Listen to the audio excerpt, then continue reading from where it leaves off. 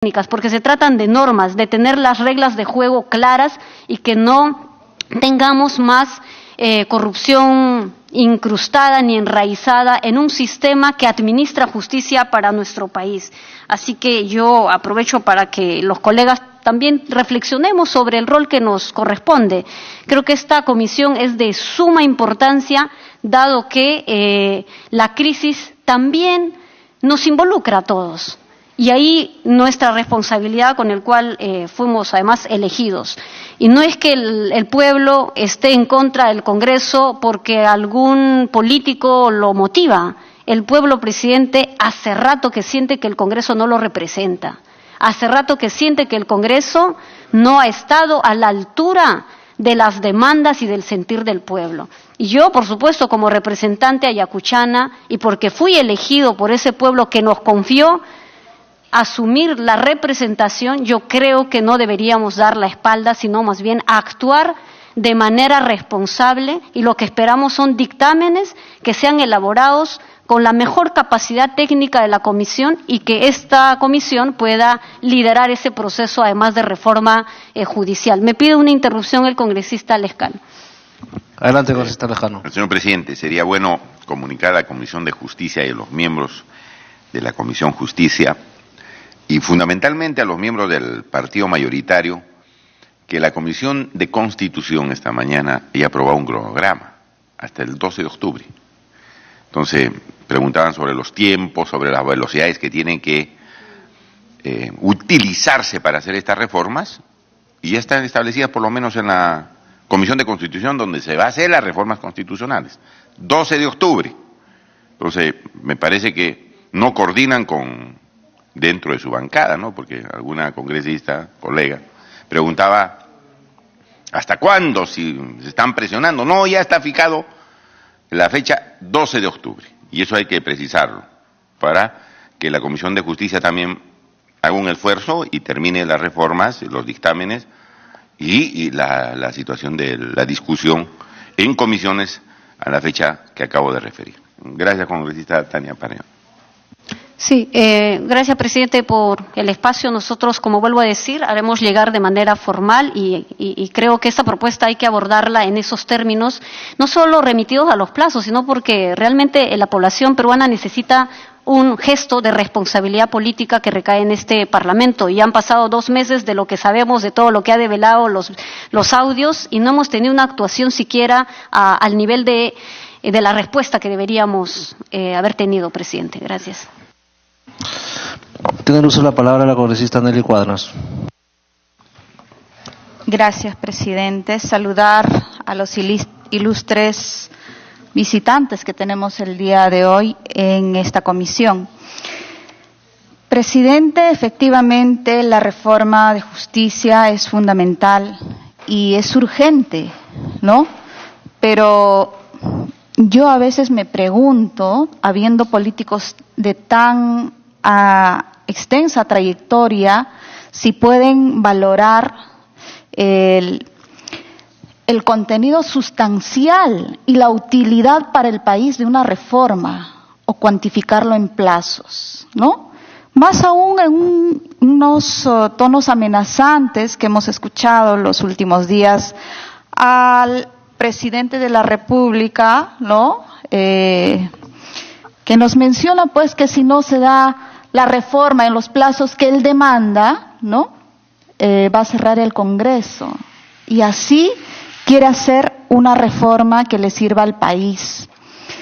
Entonces, en ese sentido, y quiero contestarle a través suyo al congresista Lescano, que usted tome en cuenta que usted es representante del partido oficialista y usted se tiene que apurar con dar el dictamen de esa reforma. Y esta comisión la preside justamente usted, presidente de la bancada oficialista. Ojalá responda a la exigencia de su partido. Y claro, hay voces que aconsejan seguramente al presidente de la República, pues, a accionar, ¿no?, políticamente en los últimos días, de acuerdo más bien a a los números e indicadores de las encuestas o a alegrar o a contentar algún sector político del país. Sin embargo, creo la decepción, ¿no?, que ya mucho sector de la población peruana tiene, es que se había confiado en cierta madurez, claro, a pesar que no fue elegido por voto directo el presidente del actual, Martín Vizcarra, sino por un tema constitucional, por un proceso constitucional que es válido, que es respetable, que es democrático, pero se entendía que algún indicador de madurez política podía tener y ponderar, ¿no?, que más allá de las contradicciones partidarias había pues un interés serio de hacer las reformas urgentes que necesita el país. Y cree el presidente de la República, seguramente bien aconsejado, ¿no?, que con estos espectáculos, ¿no?, para el aplauso de algún sector, de querer pechar al Congreso, de querer actuar con soberbia, ¿no?, se va a trabajar de una forma que se puedan hacer las leyes que realmente en el largo plazo y trascendental le sirvan al país. Yo creo que está equivocado y no hay que tener mucha trayectoria política, por cierto, para entender cosas tan simples, que el Perú necesita reconciliación y que el Perú necesita consenso, entendimiento, no en los asuntos partidarios ni ideológicos, sino en los temas fundamentales que le preocupan al país. Por ejemplo, ¿qué sería si este Congreso le pide plazo? ¿Cuándo va a solucionar el tema de las heladas en el país? ¿No? ¿En qué plazo va a resolver las heladas en el país? ¿En qué plazo va a resolver el tema de los damnificados del norte del país? Y estamos esperando como cusqueños, ¿en qué plazo nos va a decir cuándo empiece el aeropuerto de Chinchero que todos los cusqueños estamos esperando? Hay plazos que sí, se dan por entendido, pero esperamos que con la misma responsabilidad el presidente de la República entienda que más allá de sus adjetivos o calificativos, expresiones, ¿no?, están los temas urgentes del país, que es la salud, la educación, ¿no?, y el tema de infraestructura. Eso, presidente. Y respecto a la exposición de nuestros ilustres invitados, solamente quiero puntualizar en dos preguntas. Se menciona el apoyo técnico de la instancia de Servir como una institución que puede evaluar el proceso de elección del Consejo Nacional de la Magistratura. Sin embargo, la carrera pública judicial ya está exento de la mecánica de Servir. Entonces, ¿que ellos confían finalmente en Servir o no confían en Servir? No se entiende muy bien eso. Y otro tema puntual respecto a la ley 3164, dice, ley para incentivar la probidad en el ejercicio de la abogacía. Yo no sabía, ¿no?, salvo me corrijan, que la probidad había que incentivarla. Pensé que cualquier profesional, y más aún un profesional de derecho, se entendía que tiene probidad. Lo que sí se tiene que castigar es la corrupción, ¿no? La infracción se tiene que penalizar, pero no sabía que se dé por entendido que todos los abogados carecen de probidad y había que incentivar la probidad. Realmente es algo que me despierta bastante preocupación, porque se entiende que este equipo colegiado y de mucha trayectoria política, técnica, legal, jurídica, no tiene los elementos suficientes para, por lo menos, traer planteamientos generales, sí, pero consistentes, responsables, que claro, finalmente se tienen que debatir en esta Comisión de Justicia, que dicho sea de paso está muy distante y retrasada de la Comisión de Constitución, ¿no? ahí se tiene que debatir todos los fundamentos. Entonces, esas dos preguntas, señor presidente. Muchas gracias. Bueno, para terminar tiene el uso de la palabra la congresista Indira Wilca, pero no sin antes mencionarles que si bien es cierto la reforma en el sistema de justicia es una responsabilidad de todos. Tenemos un gran compromiso y mientras que no haya voluntad política, lamentablemente no vamos a poder sacar adelante esta reforma. Así que necesitamos el compromiso de todos los congresistas de este Parlamento.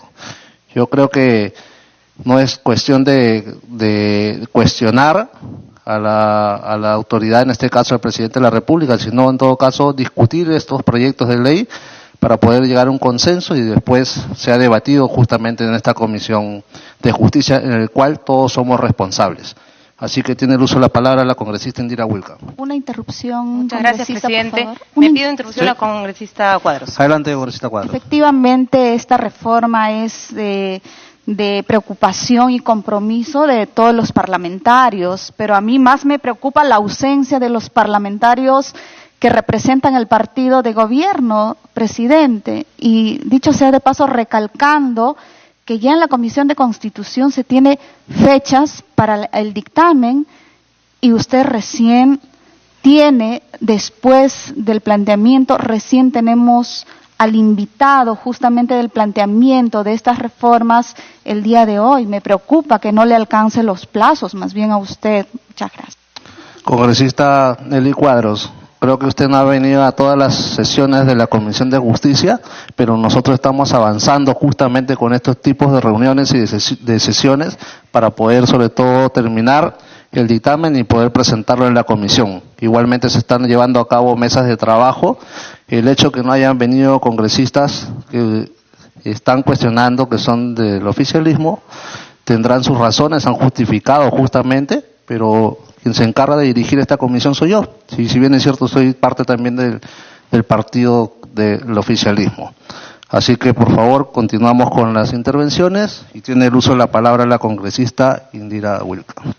Gracias, presidente. Presidente, creo que efectivamente hay que a veces un poco salir de la dinámica de únicamente centrarnos en los proyectos de ley. Los proyectos de ley además han venido comentándose, debatiéndose en estas últimas sesiones y yo creo que es saludable que los parlamentarios expresemos qué implicancias tienen justamente estos debates, qué implicancias van a tener además la posibilidad de contar con algunos resultados en relación a por lo menos algunos de los más urgentes. Entonces, ¿por qué esa necesidad de debatir de manera transparente? Yo, a pesar de que no comparto algunas de las posiciones de mis colegas, sí creo que es fundamental que lo planteen, porque detrás de esos planteamientos lo que hay también es seguramente alguna razón que hay que saber en el marco de la comisión, en el marco de los debates en el Pleno, empezar a dilucidar. Yo sí creo, presidente, que estamos ante un problema que no tiene que ver solamente con cuestiones técnicas. Obviamente, si hay una premura, si hay una preocupación, si hay además una sensación, yo no creo que solamente a nivel de algunas autoridades como puede ser el presidente, si hay una preocupación y una sensación de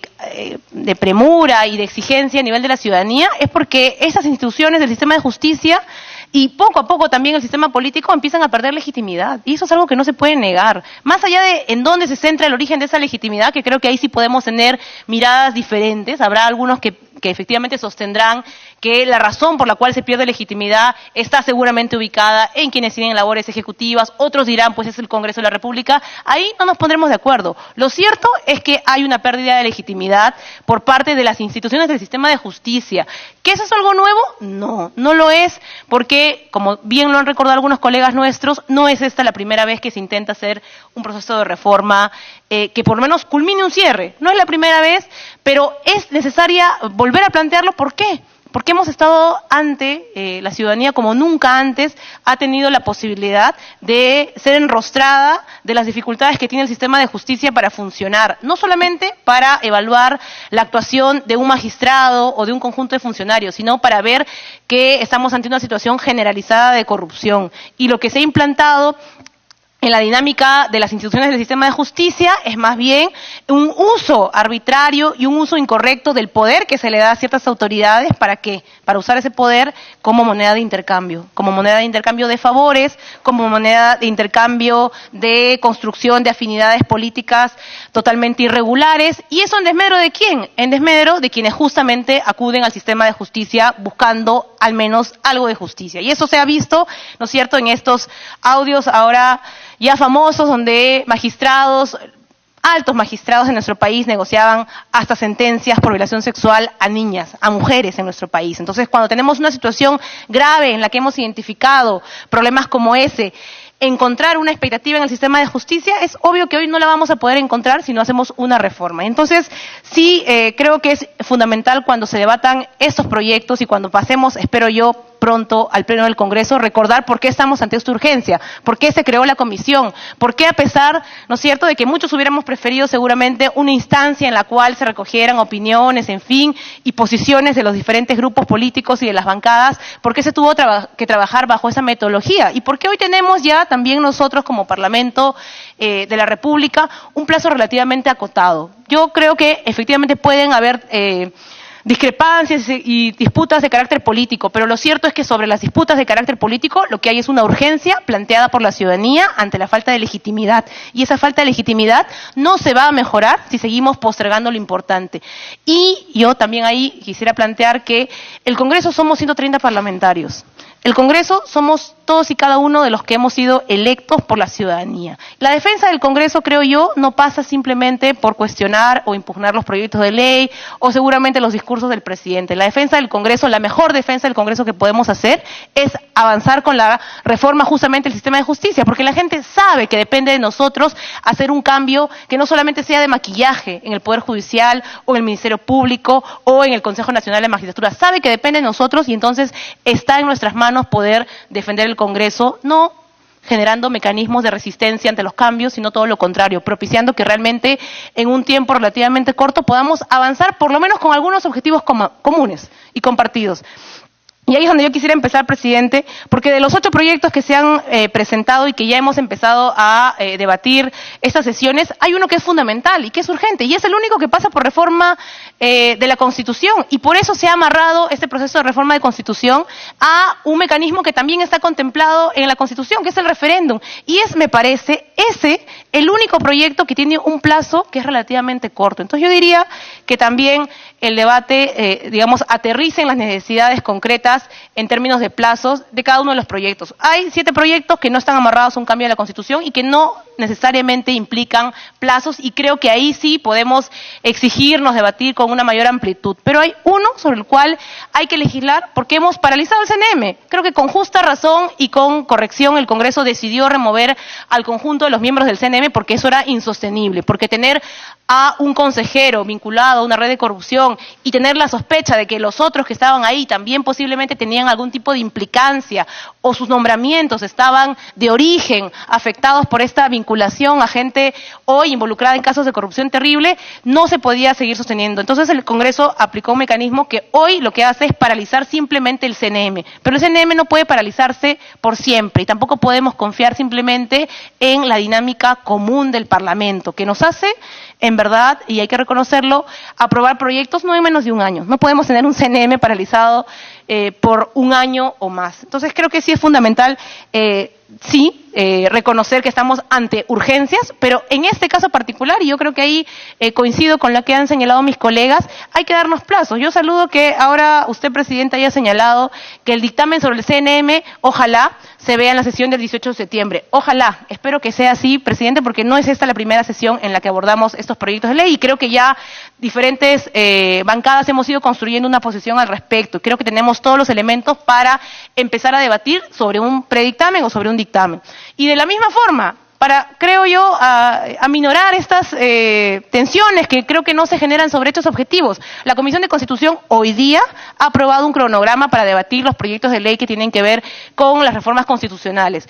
La reforma del CNM, justamente, que pasa por una reforma constitucional, ha coincidido en la misma semana, y por eso me sorprende y por eso yo quisiera que eso conste en las actas de la comisión, se va a debatir ese dictamen en la Comisión de Constitución por acuerdo de la propia Comisión de Constitución en la semana del 18 de septiembre. O sea que ojalá que para esa semana, y en el peor de los casos en la subsiguiente, tengamos ya un predictamen debatido y aprobado para que pueda entrar al siguiente paso, que es el debate en el Pleno del Congreso de la República. Eso, presidente, no es digamos, seguirle el juego a una confrontación política, eso es asumir responsabilidades concretas. Y creo que con esa información puesta y planteada sobre la mesa, un poco reducimos ese tipo de confrontaciones o diferencias que aparentemente se están creando y que yo sinceramente creo que no tienen causa objetiva.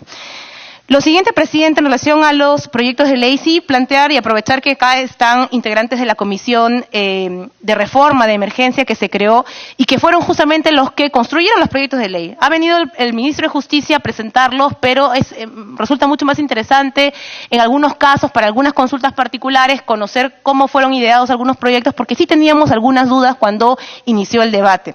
En relación, por ejemplo, al proyecto de ley sobre reforma del Consejo Nacional de Magistratura, en términos generales coincidimos, y eso ha sido también planteado acá en el debate, de que el criterio de designación de los integrantes del CNM tiene que ser cambiado totalmente, porque ese criterio de designación lo que ha generado es simplemente una dinámica de compadrazgo, una dinámica de intercambio de favores, una dinámica corporativa, en la cual los consejeros no representaban al conjunto de los ciudadanos de nuestro país y la defensa del Estado de Derecho. Lo que representaban era a la institución o a la persona o al personaje o a la red que los había nombrado. Y eso era lo que finalmente terminaba pesando. Entonces, esa lógica hay que romperla. Se desvirtuó totalmente el mecanismo de elección por designación o por representación de diferentes instancias. Coincidimos en que probablemente un mecanismo más adecuado que hay que explorar es este del concurso público de méritos. Algo en lo que sí me gustaría hacer ya una pregunta, o que se nos presente cuál fue la razón por la cual se decidió determinada fórmula, es esta que plantea que la conformación de los integrantes del CNM va a estar, digamos, hecha por quienes tienen la carrera de Derecho, por los abogados finalmente. Hubo un debate y hay un debate todavía abierto sobre si esto es pertinente en ese extremo, digamos, tan acotado, sobre si personas que, por ejemplo, provienen de otro tipo de formaciones pueden ejercer también este tipo de rol. Nosotros creemos que evidentemente una tarea tan importante como la designación, como la evaluación de jueces y fiscales, no solamente compete a profesionales del derecho, hay una trayectoria que sí puede evaluarse, hay una experiencia que por supuesto tiene que garantizarse, pero que no es una tarea única y exclusivamente restringida a profesionales del derecho.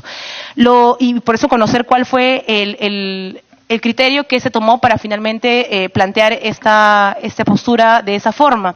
Lo segundo, presidente, es en relación a la participación de la sociedad civil. Estamos pasando de un esquema en el cual había una participación de ciertas instituciones o instancias de la sociedad civil, o de lo que se conoce como sociedad civil, con las universidades públicas, con las universidades privadas, con los colegios profesionales, y que ciertamente ha tenido problemas, eso no lo podemos negar. Ya se ha visto justamente el nivel de, digamos, de zona gris que había al momento de la elección de quienes provenían, por ejemplo, de los colegios profesionales o de las universidades con fines de lucro, que muchos creímos siempre no debían tener una representación porque no son instituciones que están orientadas a la formación o a garantizar un servicio educativo, son empresas universidades, pero bueno. Pero entonces pasamos de un esquema en el que hay una participación mucho más amplia de sociedad civil a un esquema en el que no hay ya nada de sociedad civil. ¿Cómo ponderar esa necesidad de una transición o de un cambio en la que de todas maneras se incorpore a actores de la sociedad civil, tal vez haciendo un poco más rígidos los procesos de selección y de elección para que también respondan a un criterio de méritos y no nuevamente de intercambio de favores?